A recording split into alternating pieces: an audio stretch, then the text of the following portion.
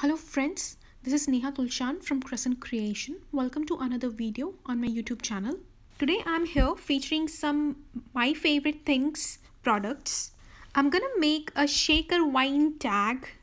This is so exciting. I had this idea since the release, like since I saw all the products from this release from MFT.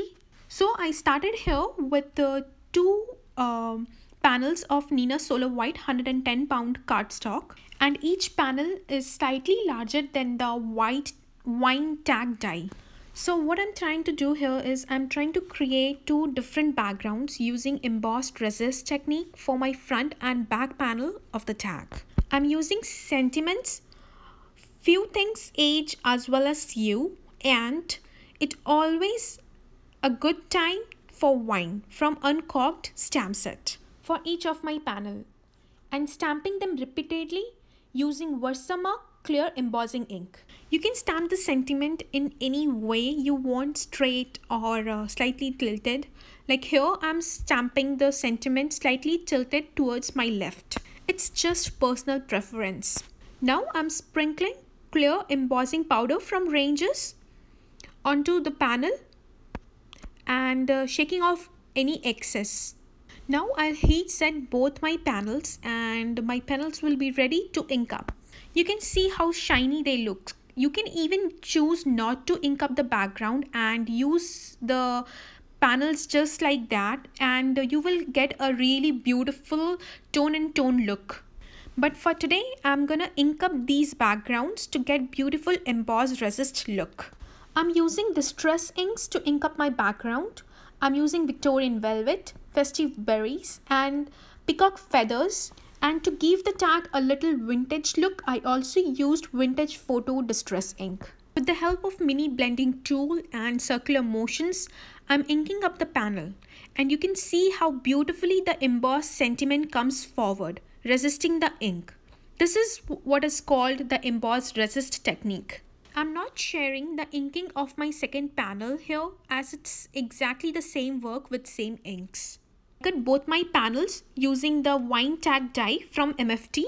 For creating my shaker window, I'm using wine glass dies from Wine Service die set, and I am gonna create the window on both sides of the tag.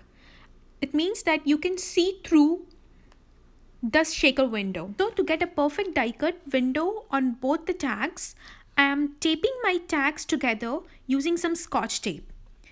Then I'm placing the dies and I will run it through my Big Shot. And sometimes you don't get a perfect cut as you're cutting through two layers of cardstock. So here I'm separating the tags by removing the tapes and set my die onto the tag which has not have perfect die cut and run it through the Big Shot again. The die fits perfectly on place as it already has those cut marks around. Once die cut, I'll start creating my shaker well using some foam tape.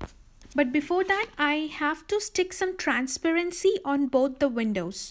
I'm using acetate sheets and cutting it to size using my Tim Holtz scissor. To stick the transparency to the tag, I'm using multimedia matte glue from Rangers. I forgot to apply glue all around the wine glass on my first panel, so you can see the tag is not properly stick to the transparency around the die cut.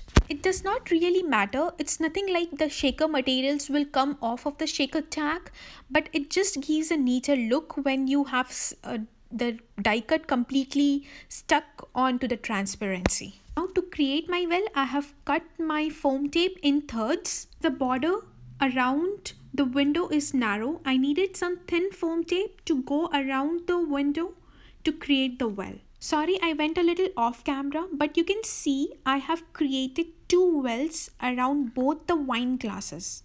To twist and turn the foam tape comfortably, remove the backing of the foam tape. This really helps in putting the tape on curved edges. To level up everything, I'm adding tape all around the tag.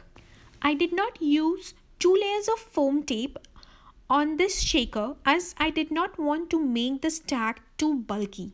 For my shaker material, I'm using some seed beads from my stash and Pretty Pink Posh 4mm rose gold sequins. I made a small cone out of a piece of copy paper to easily drop the sequins into the well. This is an easy way to avoid all the mess and drop the sequins and all the shaker materials into the well carefully. Once happy with the amount of shaker material, I will line up the top part of the tag carefully. Now my shaker tag is ready. You can leave it here. It looks very pretty on its own, but I'm gonna add a sentiment to this tag. I die cut this sentiment from Cheers die out of white cardstock, and I'm sticking it using some multimedia matte glue from Rangers. This was my shaker tag for today, featuring some my favorite things products. Follow me on other social medias like Facebook, my Facebook page and Instagram, as I share picture of my cards almost daily, for which I cannot make YouTube videos. Hit like and subscribe to my channel, as it really motivates me to create more and more videos for you. Thank you for visiting. Have a nice day.